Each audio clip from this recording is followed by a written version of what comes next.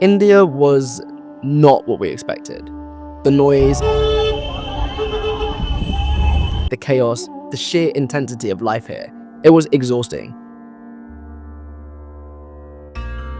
And of course, the dirt.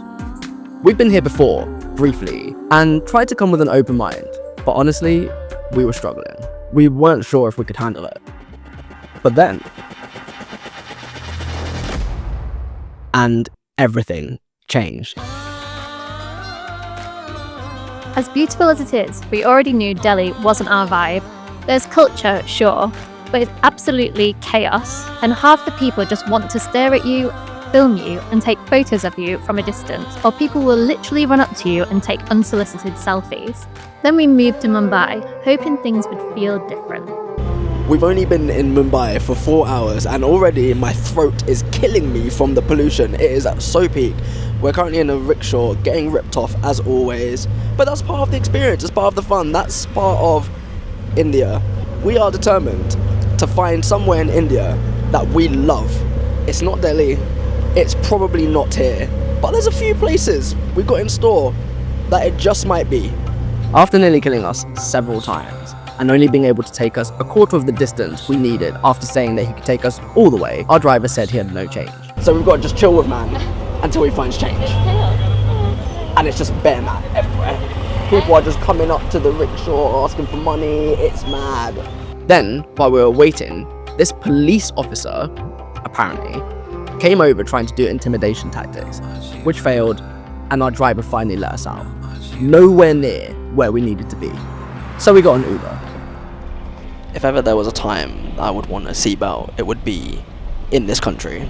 But I guess we're just out here risking life and limb for the content. So we're now in an Uber, which the driver had to open the door for us because the door handle is hanging off the vehicle. I haven't seen a single car in this city that hasn't been in some sort of accident.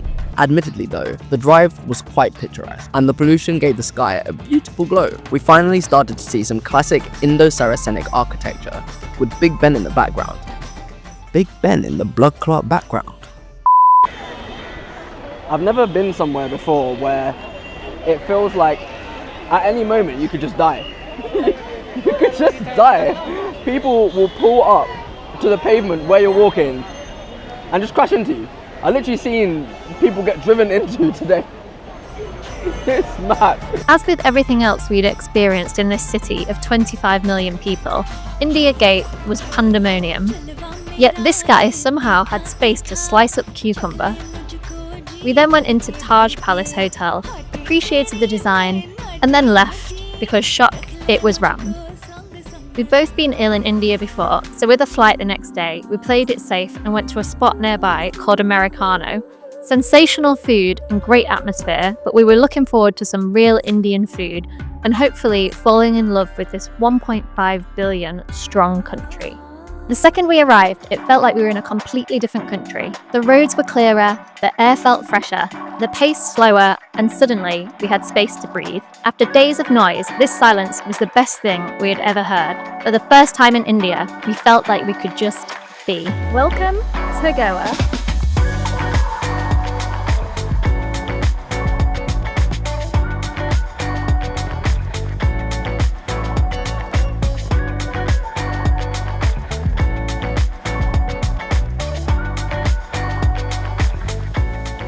It's New Year's Eve today, so we need to find somewhere to party this evening.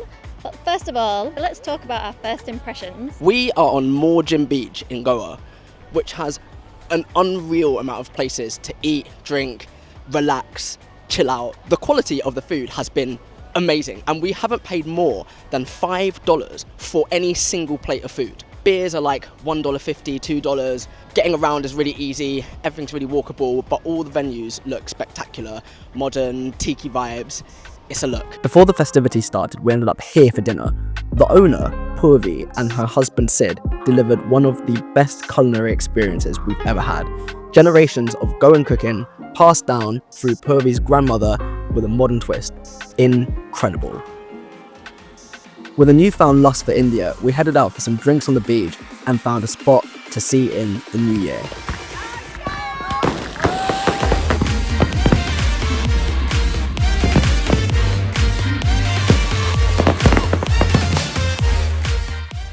On New Year's Day, we checked into a beautiful hotel for 24 hours, partly because our previous hotel had some questionable hygiene standards, and partly to experience the affordable luxury side of this expansive country. The next day, we headed further south in search of the missing piece of the India puzzle. Good morning from Palolem Beach, where we have spent the last few days after New Year's just decompressing after a big year and a hectic entry into India. Palolem Beach has to be one of the most chill places that we've ever been. It's proper, just like hippie, relaxed beach shacks, seafood, good food, healthy food. Everyone's just barefoot and just taking in the sun. You can see it's shining, it's beautiful. This is the India that they don't show you. When people say, oh, that Bali used to be like X 20 years ago, 30 years ago, this is what I imagine they're talking about. Except for the cows. It's just so rural, so untouched. So did we really hate India? Of course not, but we needed to find our place first. If you're coming to India and feeling overwhelmed, trust us. Don't skip Goa. India isn't just chaos, it's contrast. And that's what makes it incredible. And if you've been, tell us, what was your experience like? And would you go back? Because we definitely will. Quick bonus section. We've flown in and out of 5 airports in India, and some of them are incredible. This is like the nicest airport ever. It's so aesthetically pleasing. What? Outdoor terraces, restaurants, bars, modern architecture, waterfalls, the most incredible airport lounges, really trying to challenge Singapore Changi for that top spot. More reasons to check out India.